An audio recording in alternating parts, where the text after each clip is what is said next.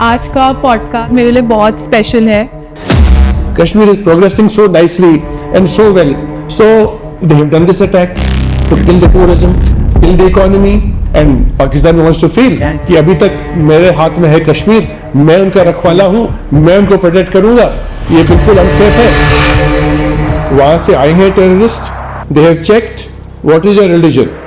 So much so कि their parents have been brought down to confirm that they don't belong to a particular religion, and they have been separated and they have been shot.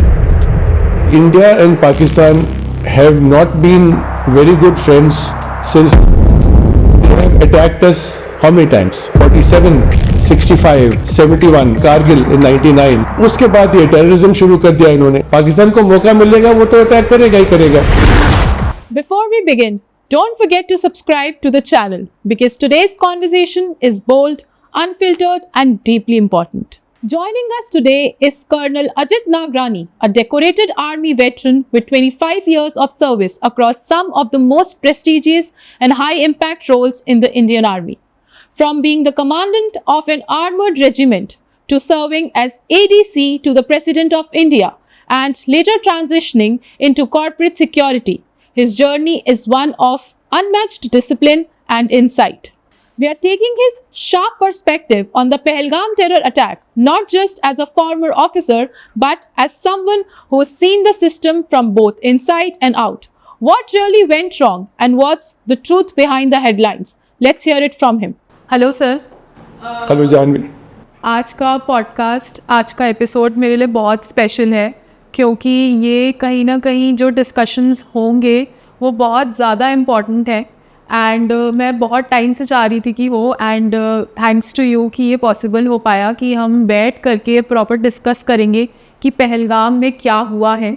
आपके rich 25 years of experience के साथ मैं चाहूँगी कि आप अपने insights दो, आप बताओ, अपना व्यू पॉइंट शेयर करो हमें कि क्या था, क्या स्ट्रैटेजीज़ थी जो बिल्ड हुई होंगी इस अटैक से पहले, या फिर एक अपना एक्सपीरियंस शेयर करो, अपने थॉट्स शेयर करो कि क्या पॉसिबिलिटीज़ उस अटैक के बाद भी अभी भी है जो हो सकता है कि होंगी, और क्या गवर्नमेंट के क्विक मेजर्स या उसके आसपास के कुछ सवाल जो मैं नोट करके अपने साथ लेकर आई हूँ, तो मैं चाहूँगी कि आप उनको आंसर करो। आप ज़रूर पूछिएगा, जो मैं आंसर कर सकता हूँ मैं I will try. So I will begin. सबसे पहले मैं आपसे यही पूछूंगी कि हिंदू टूरिस्ट को निकाल करके मारा गया है, क्या अब भी हम इसे टेररिज्म ही बोलेंगे sir? You are right. Actually इसको टेररिज्म नहीं कहा जाता है क्योंकि ये अभी स्टेट एक कम्युनल वॉर समझो इसको, क्योंकि वहाँ से आए हैं terrorist, they have checked what is your religion, so much so कि their parents have been brought down to confirm that they don't belong to a particular religion, and they have been separated and they have been shot. So this is the extreme step of enmity being generated and fueled to bring a divide in this country, जहाँ पे Hindu Muslims शुरू से peacefully रहते, छोटे छोटे skirmishes होते हैं, but ये एक नया लेवल पे चला गया है कि कोई आके चेक कर रहा है कि तुम हिंदू हो या हिंदू नहीं हो, और अगर हिंदू हो तो उसको पॉइंट ब्लैंक रेंज पे मारा जा रहा है। मतलब जो हुआ सुन के ही बहुत ही ज़्यादा ऐसा दर्दनाक फील होता है कि ऐसे कैसे ऑब्जेक्टिफाई किया जा सकता है। देखिए, Pahalgam incident is a very shocking incident, it is saddened everybody. यहाँ तक कि जब ये इंसिडेंट हुआ था तो हमारे दोस्त थे, मुस्लिम दोस्त थे जो कि श्रीनगर में रहते हैं, उनको मैंने कॉल किया और वो इतने अपसेट थे कि ऐसे क्यों हुआ। उनको ना ये टेररिस्ट के ऊपर शर्म आ रही है कि इन्होंने ये कैसे कर दिया। उनकी पूरी टूरिज़्म इंडस्ट्री इस एक इंसिडेंट के कारण ख़त्म हो गई। और हम गए भी थे कश्मीर, फरवरी में मैं गया था गुलमर्ग, एज ए फैमिली गए थे हम लोग गुलमर्ग। वहाँ पे हमने देखा था बड़ा पीसफुल सा माहौल है, लोग खुश हैं, कर्टसी थी, टैक्सी ड्राइवर, पोनी चलाने वाले, जो भी वहाँ पे होटल वाले वहाँ पे, हाँ, they were very very helpful, very very courteous, अच्छी तरीके से हमें घुमाया, स्कीइंग सिखाया, इट वाज वेरी नाइस। मुझे अच्छा लगा। और फिर मेरे को याद आया कि जब हम बच्चे थे, ये टेररिज्म के पहले की बात कर रहा हूँ मैं, बच्चे थे उसका मतलब I am talking about 1960s and 70s, then also हम लोग जब गए थे Srinagar, it was such a beautiful place. it is only in 90s that some terrorism has come about and the place has been ruined because of this. अभी एक hope मिल गया था कि maybe things are going to come back. Gulmarg में हमने जो देखा अच्छा लगा. अभी मेरी फ्रेंड से बात हुई, वो इतना अपसेट था. He didn't really imagine कि उनके worst nightmare में भी ऐसा हो सकता है. करेक्ट. और उस वक्त मेरे को तो बहुत गुस्सा आया. मैंने अपने फैमिली को बताया कि देखो ये अटैक हुआ है पहलगाम में, लेकिन मेरे को गुस्सा चढ़ा हुआ है, मैं जाना चाहता हूँ अभी श्रीनगर. जाने के 2-4 रीजंस थे मेरे. एक तो जिन्होंने टेररिस्ट ने आके ये माहौल ख़राब कर दिया, उनको भी जवाब देना है कि सॉरी, हम अभी तक हमारी टूरिज्म चलेगी, हम नहीं डरे तुमसे अब तक. Secondly, that is the safest time. अभी इस इंसिडेंट के बाद तो बहुत सेफ हो गया होगा जगह, वो इतनी एक्स्ट्रा सिक्योरिटी फोर्सेस डिप्लॉय हो गए होंगी that the place must be today very safe. So I could take my family there today. At the same time we are telling the terrorist, don't you think you stopped us, we will continue and Kashmir will become a flourishing state. It's our country. वो हमारे कश्मीरी हैं, तुम कौन हो बाहर से आए हो. Exactly. That is the point which I wanted to make. मैं जाना चाहता था. अच्छी बात यह हुई है कि उसके 2-3 दिन बाद ही पेपर में मैंने पढ़ा 5-6 लोकेशंस हैं जहाँ पे अभी सिक्योरिटी के कारण टूरिज्म वहाँ मना है.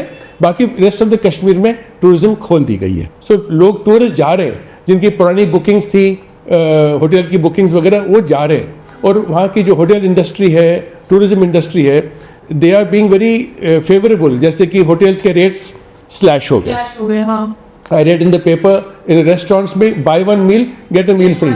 This is only to encourage people to come there, which is a very good thing.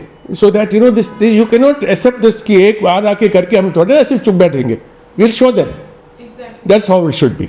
True. I mean, I highly agree on what you are saying. Also, attack से 2-3 दिन पहले ही जो पाकिस्तानी चीफ है, उनका एक वीडियो वायरल हुआ था जहाँ पे उन्होंने ये चीज़ क्लियरली स्टेट की है कि ये हमारे फोर फादर्स का बनाया हुआ है, हिंदूज़ और मुस्लिम्स के बीच का प्यार, बट हम लोग कभी एक साथ नहीं थे, हम अलग हैं. हमारा रिलीजन अलग है, हमारे कल्चर्स अलग हैं, हम कभी साथ हो ही नहीं सकते हैं. और हम अपने कश्मीरी भाइयों का बदला लेंगे क्योंकि कश्मीर हमारा है, हम पीछे नहीं हटेंगे. और उसके मतलब कि उन्होंने बता के अटैक किया है, सब कुछ एकदम ओपन बुक की तरह ये अटैक हुआ है. और मैं बता नहीं सकती हूँ कि जब वो रील मैंने देखी, और मैंने बाद में वो रील देखी, बट वो रील मतलब वो वीडियो बहुत पहले ही आउट हो गया था. मतलब उन्होंने पहले ही बता दिया था कि हम करने जा रहे हैं. तो इस पे आप क्या बोलोगे, मतलब ये रिएक्शन? देखिए, आपने इस एक क्वेश्चन में 3-4 क्वेश्चंस पूछ लिए हैं मेरे से कि ये कश्मीर हमारा है वगैरह वगैरह.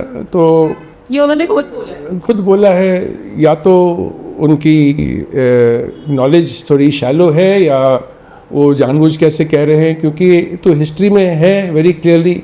The king of Maharaja of J&K decided to join India during partition. It was very clear. वो उनको नहीं सहा गया तो उसी टाइम उन्होंने रेडर्स भेज के आधी कश्मीर तो उन्होंने ऑक्यूपाई कर दी. बाकी इंडियन आर्मी ने उनको थोड़ा पीछे भगाया, लेकिन जो POK पाकिस्तान ऑक्यूपाइड कश्मीर है वो तब का उनके पास है, लेकिन है तो ओरिजिनली इंडिया का ही, उसमें तो कोई शक नहीं है. आप उसके और पुराने इतिहास में जाए, गो hundreds या thousands of years back, it is earlier part of India only. It was a Hindu kingdom earlier.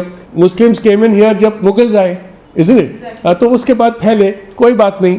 So that is this wrong information that ये हमारा है, वो उसका नहीं है, वो लेना चाहता है. वही माइंडसेट तो सर अटैक करा रहे हैं. हाँ. Then he say that he has announced that I am going to attack. He didn't announce it, but the way he said it in the video, it's very clear, like an open book कि हाँ attack होगा. देखिए, India and Pakistan have not been very good friends since 1947. जब से पाकिस्तान बना है, they have attacked us how many times? 47, 65, 71, and if you call Kargil in 99, 4 times तो war oblique छोटा वॉर, कारगिल छोटा वॉर उन्होंने कर दिया है हमारे ऊपर.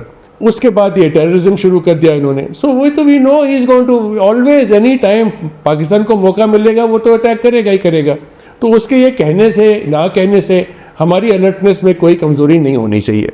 मैं यही से नेक्स्ट क्वेश्चन ये पूछना चाहूँगी कि मिलिटेंट कहना क्या उनकी क्राइम्स को सॉफ्ट बनाता है? मेरे ख्याल में तो उल्टा है.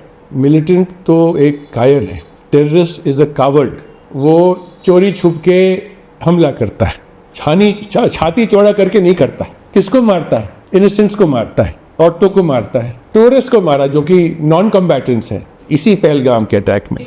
सो ही इज अ कायर, वो तो सभी कहते हैं ही इज अ कायर, कावर्ड, टोटल कावर्ड। आप का इन रीचिंग 25 इयर्स का एक्सपीरियंस रहा है ग्राउंड पे, तो ये लैब्स आपको क्या लगता है ज़्यादा डेंजरस था? मौके का फ़ायदा उठाना। JNK has Article 370 has been removed. The Indian government has tried and is still trying to make it like any other state. They're trying to control the terrorism, they're trying to control the militancy. और इसी चक्कर में army की presence भी कई जगहों से हटा दी गई और बाकी सिक्योरिटी फोर्सेस की भी शायद थिनिंग आउट हो गई है, जिसके कारण और सब ये टूरिस्ट सीजन को एंजॉय कर रहे हैं। जून के महीने में अमरनाथ यात्रा का भी की कार्रवाई पूरी शुरू हो जाएगी, अमरनाथ यात्रा शुरू हो जाएगा। सो उससे उन्होंने इसका पूरा फ़ायदा उठाया है और स्ट्राइक कर दिया। इस स्ट्राइक में टेररिस्ट अकेले नहीं आ सकते थे, ये बिल्कुल बॉर्डर के करीब तो है नहीं। इसमें लोकल सपोर्ट उनको ज़रूर मिला है। वो आए होंगे, एक दिन पहले कहीं रेस्ट किया होगा, अब इसके बाद जब एस्केप करेंगे कोई एस्केप रूट होगा, क्योंकि सडनली ऐसे अटैक के बाद तो सिक्योरिटी फोर्सेस तो पूरा घेरा डालेंगी, अभी तक तो वो मिले नहीं हैं। So there is definitely local support has been given. लेकिन मैं I want to clarify one thing, local support in my opinion is now very isolated in Kashmir. General जनता इज़ हैप्पी कि टेररिज्म इज़ गोइंग, क्योंकि their normal life is being lived now. Colleges, schools, hospitals, entertainment, cinema halls, train पहुंच गई है वहाँ पे। ये सब चीज़ें आई हैं after 370 has gone and so they are happy. I have friends over there, मेरी बात होती है उनसे, वो सब खुश है। अभी हमें इनवाइट करते हैं, आइए हमारे पास, आइए हमारे पास आइए। So this is not a good situation that has been created by them now. But sir, जैसा आपने मेंशन किया कि ये एक दिन पहले से प्लान किया होगा सब कुछ एंड एवरीथिंग, तो कहीं ना कहीं, और आपने मेंशन किया कि ये जून का महीना है, मई का महीना है, छुट्टियों का महीना है, तो लोग यूजुअली इस टाइम पे प्लान करते हैं कि हम ट्रिप पे जाएं, और क्योंकि कश्मीर इतना सुंदर है तो वो वहीं जाना प्रेफर करते हैं। बट सर, आपको नहीं लगता कि गवर्नमेंट को स्पेसिफिकली इस टेन्योर पे बहुत ज़्यादा प्रोएक्टिवली वहाँ पे आर्मी बिठानी चाहिए थी, सर्विलेंस स्ट्रांग होना चाहिए था? देखिए, आर्मी का आप नाम ले रहे हैं, सो मैं तो कहूँगा कि सिक्योरिटी फोर्सेस को काफ़ी स्ट्रांगली डिप्लॉय करना चाहिए था, अनडाउटेडली। अमरनाथ यात्रा के लिए तो खैर होगा ही होगा, हमेशा होता है, हर साल होता है। लेकिन यहाँ ज़रूर ऐसी टूरिस्ट स्पॉट जहाँ पे ये अटैक हुआ है, वहाँ पे सिक्योरिटी अरेंजमेंट्स ना होने के कारण ये हुआ है। अगर सिक्योरिटी अरेंजमेंट थोड़ी बहुत वहाँ पे होती तो इतना बुरा धमाका नहीं होता, इतने लोग नहीं मारे जाते, थोड़ी सी फाइटिंग होती, थोड़ा सा हो सकता था कुछ तमाशा वहाँ पे, लेकिन इतना भारी नहीं हुआ हो सकता था। इस लेवल का टॉर्चर नहीं होता, बिल्कुल नहीं होता। और इसमें मेरे ओपिनियन में इंटेलिजेंस की एक फेलियर है। Of course, I also agree. और ये इंटेलिजेंस की failure in my view is from all levels. The intelligence has failed at the national level, at the international level, at the state level, at the local level of the police station.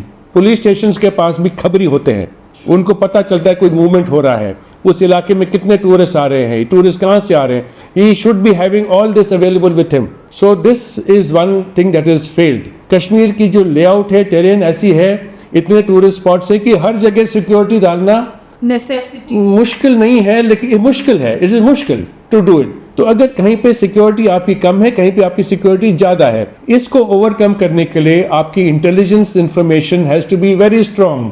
You have to know if any movement is happening, if any terrorists are coming, if any build-up is happening. You have to know this. So this aspect has certainly failed, and which we have paid the price for.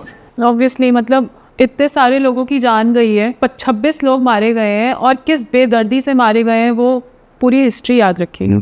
इतना तक कि trousers have been removed to a certain. Yes. Which is exceedingly sad. इसी से ही related मेरा अगला question है आपसे कि क्या गवर्नमेंट पाकिस्तान को ब्लेम करके अपनी खुद की इंटेलिजेंस फेलियर्स को छुपा रही है? क्योंकि आपने जैसे फेलियर्स के बारे में मेंशन किया, तो क्या कहोगे आप इस बारे में? देखिए, कहने तो कहने दो, लेकिन जो भी है समझदार बंदा वो तो समझ जाएगा कि कहाँ पे फेलियर है। ब्लेम तो करना ही है, अगर पाकिस्तान में कुछ हो जाएगा वो हमें ब्लेम करेंगे, हमें यहाँ कुछ हो जाएगा हम वहाँ ब्लेम करेंगे, तो ब्लेम गेम तो होगा ही होगा, वो तो हमेशा ही होता है, चाहे एक किसी को ब्लेम करो। लेकिन the facts remain a fact, even if you blame, कि मान लो कोई बाहर देश का कोई मुल्क ने, कंट्री ने अटैक किया है, हमें पहले क्यों नहीं पता चला? कहीं ना कहीं हमारी सिस्टम में कमी है ना। अब देखिए, Israel is one of the strongest countries recognized in the world for having intelligence information. They also failed. This is not the first time they have failed. This is the second time they failed. Yom Kippur War हुआ था early 1970s में, उस time भी total intelligence failure हो गया था उनका, और अभी हमास ने जब अटैक किया, again total intelligence failure. So it happens, but we have to keep learning with these mistakes and make sure it doesn't happen again. This is how we can move on. Yes. Honestly sir, आपके opinion में आपको क्या लगता है, politics army के काम में कितना इंटरफेयर करता है?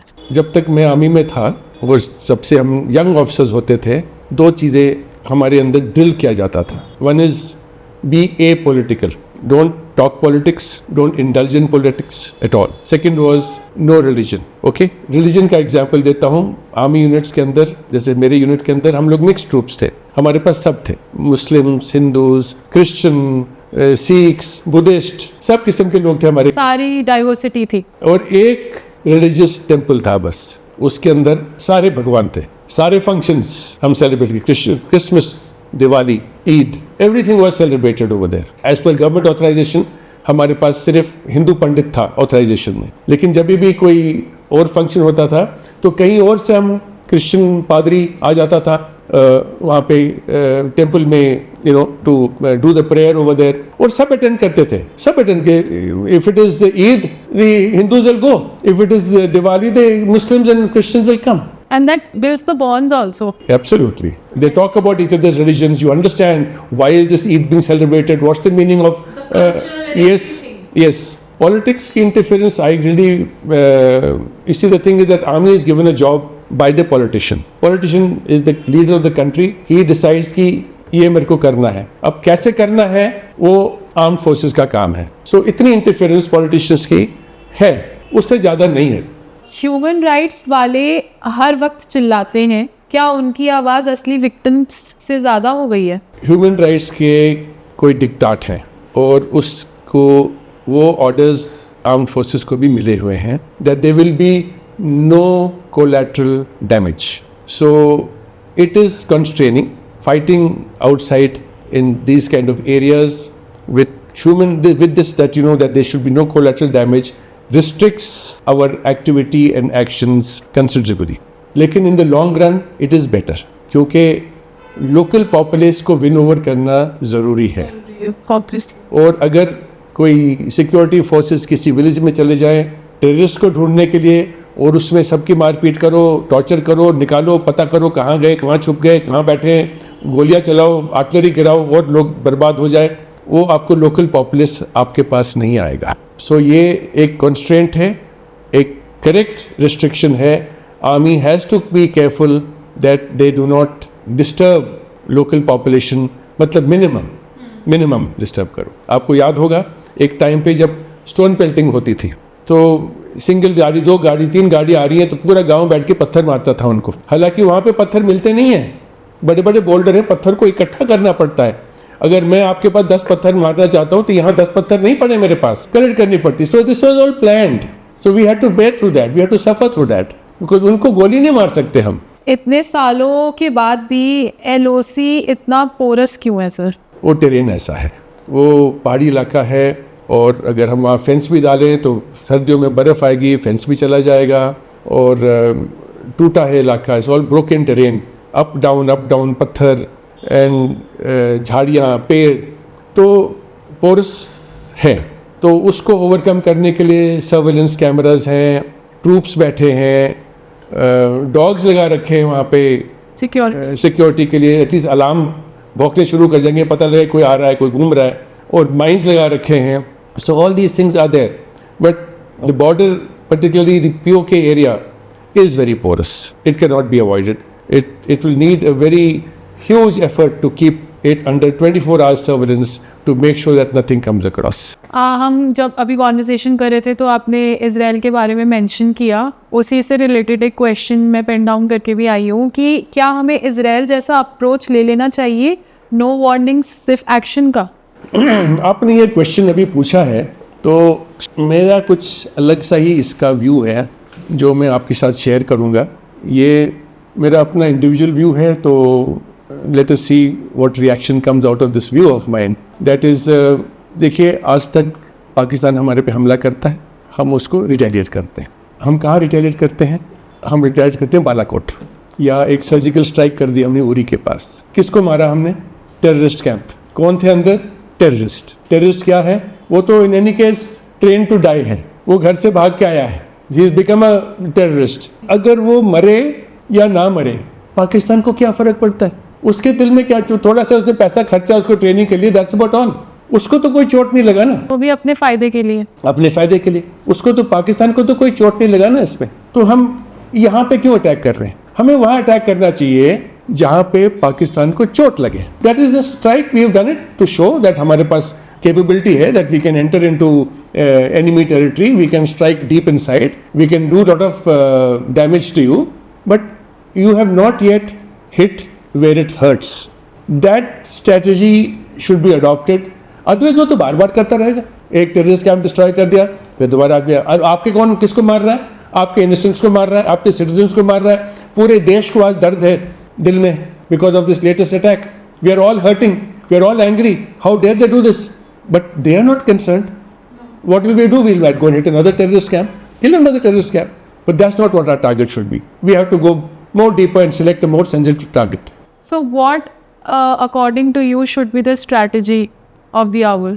You see now, okay, Pakistan has got vulnerable areas, VAs, VPs. उसको अगर strike कर दें, destroy Karachi port, cripple Pakistan that way. जो मेजर्स अभी लिए हैं, ये तो अभी हमने मिलिट्री मेजर्स की बात की हमने अब तक, है ना। बट जो मेजर्स गवर्नमेंट ने ली है, वेरी गुड मेजर्स। आते ही पानी को रोकना, डिप्लोमेट्स को यहाँ से वापस भेज देना, that is the political measures that they have taken. Economic measures like not allowing Pakistan any imports, blocking the border, Atari border, Wagah Atari border has been closed. Okay, so their ships cannot come here to Indian ports. Their aircrafts cannot fly over Indian airspace. It is affecting. It will affect them. And so such like measures they have taken are good measures, and they have taken them immediately, speedily, which is a very good thing.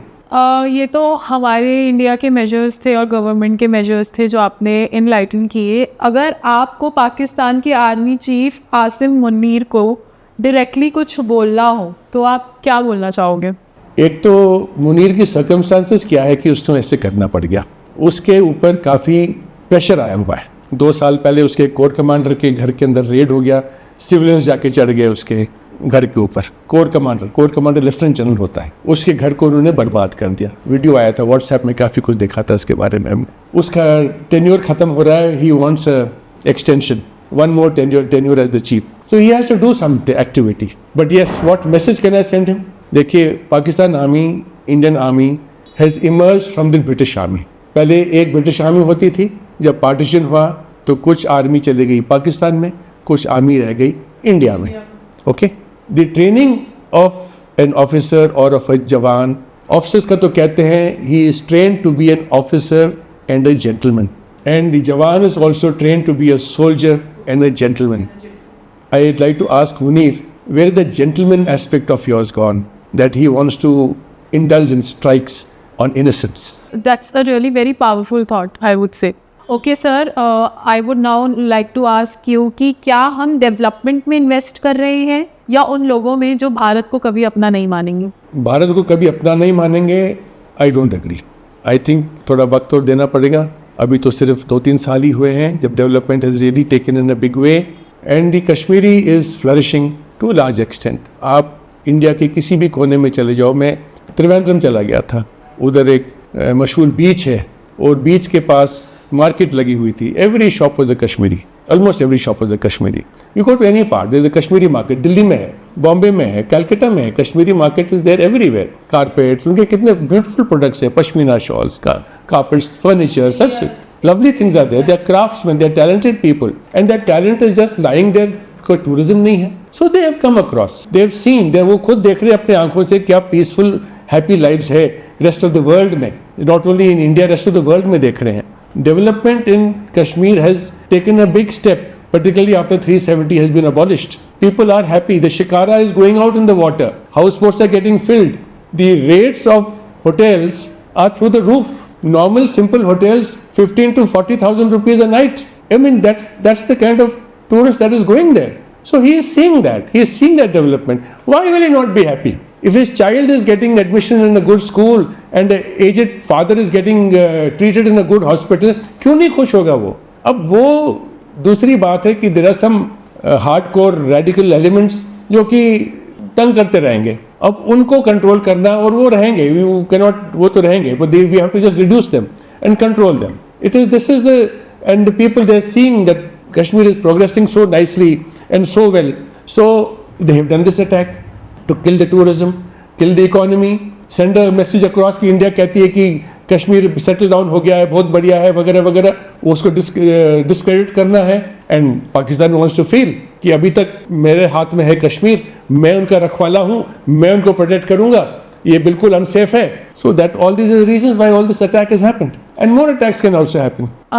My last question to you would be, अगर आपको 2 minute मिलते हैं इस पूरे attack को लेकर के, आपको 2 मिनट मिलते हैं हमारे honourable prime minister mister Narendra Modi के साथ, तो आप उनसे क्या बोलना चाहोगे? मैं बताता हूँ. देखिए, ये माहौल जो है ऑल ओवर द वर्ल्ड है. यूएसए में भी कोई ना कोई गनमैन आके मॉल में जाके शूट कर देता है, 15-20 लोग मर जाते हैं, फिर पुलिस उसको मारती है, पकड़ती है. तो एनीवेयर आपकी सेफ्टी और आपकी security is under question anywhere by and large. ठीक है, in India also. Why only Kashmir? Let's talk about other parts of India also. Bomb फट जाता है, ब्रिज टूट जाता है, ट्रेन गिर जाता है, कुछ ना कुछ होते रहता है. People are dying. My request to the prime minister would be that he has to inculcate some form of training, some form of self-defense through the NCC or any other methods in the schools, in workplaces. Everybody should be able to do some form of self-protection. ये ज़रूरी नहीं कि मेरे को gun चलाना ज़रूरी है, लेकिन इतना मेरे में प्रेजेंस ऑफ माइंड, मेरी psychological training should be in such a way कि अगर मैं देखूँ यहाँ पे कोई टेररिस्ट का कुछ होने वाला है, मेरे को इतना प्रेजेंस ऑफ माइंड होना चाहिए कि मैं पहले वहाँ कैसे बचूँ, अपने फैमिली को कैसे बचाऊं, और मोबाइल फ़ोन के थ्रू, किसी के थ्रू सिक्योरिटी फोर्सेस को अलर्ट कर दूं कि ये यहाँ पे हुआ है. अभी आप देखिएगा 5 मिलिटेंट्स आए हैं पहलगाम में. टूरिस्ट स्पॉट है वो, कई टूरिस्ट हैं, मैं जानता हूँ, आप भी जानते हैं कि कई लोग वहाँ से भाग के भी निकल आए हैं, बल्कि लोकल कश्मीरी पोनी बॉयज़ उन्होंने उनको बचा के लेके गए हैं वहाँ से. ओके, अब 26 लोग मारे गए हैं, जिसमें से एक local pony operator Syed Hussain Shah भी मारे गए हैं. करेक्ट. तो ये 26 लोग जो मारे गए, उनके पास उनकी फैमिली थी. करेक्ट. तो एक्चुअली लोग कितने थे वहाँ पे? 26 से ज़्यादा, 40-50 आराम से. 4 लोगों ने इनको पकड़ के पॉइंट ब्लैंक रेंज पे मारा है. अगर इनमें थोड़ी कॉन्फिडेंस होती तो शायद कुछ ना कुछ तो होता. अब मैं था नहीं वहाँ पे, यहाँ बैठ के तो मैं शेर की तरह बात कर सकता हूँ, लेकिन अगर ये ट्रेनिंग हो सबके अंदर कि अगर कोई पॉइंट ब्लैंक है, कोई 2-4 लोग वहाँ से भागें, चिल्लाएं, बचाओ, तो वो डिस्ट्रैक्ट हो जाएगा. गोली सिर पे लगने की जगह यहाँ लग जाएगी, और 26 लोग की जगह पे शायद 6 ही मरें. If we had this training with us, if we had the psychological strength, you know, to cater for such a situation, कि अगर I am prepare for such a situation, prepare कोई नहीं होता, लेकिन अगर आ जाए मेरे पे धमाका पड़ जाए, so what should I do? I can not, may be मैं तो था नहीं, should not say that, but yes, basic self-defense training should be there, should be imparted on everybody compulsory. There should be not just that you need to be protected, you need to protect your own self. Basic thing is that you have to protect yourself. How much can you bank on कि वही मेरे को protect करेगा? It doesn't work that way. That was really insightful of you, sir, and I loved the quality of conversation we had on the Pahalgam attack, and I hope that we are going to have more conversations on, because this is a very vast topic and this should be covered, and the opinions of you, people like you, who have had served the nation really matters. Thank you so much, sir. You're welcome. Thank you very much for inviting me, and I hope I have been of some use to you. Thank you so much, sir. Thank you.